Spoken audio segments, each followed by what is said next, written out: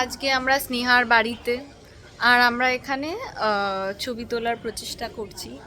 সবাই বিভিন্ন পোজে ছবি তোলার প্রচেষ্টা করে বেড়াচ্ছে, যেরকম আর উল্টো দিকে এরা রয়েছে। এরা জীবন থেকে একটু হতাশ হয়ে গেছে।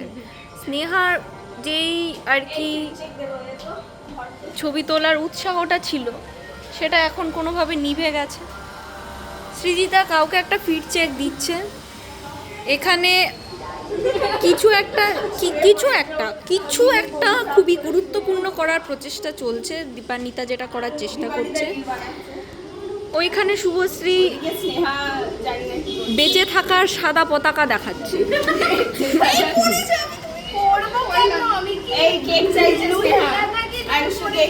ও পড়বে কেন? কি মানুষ নাকি যে ও পড়ে যাবে?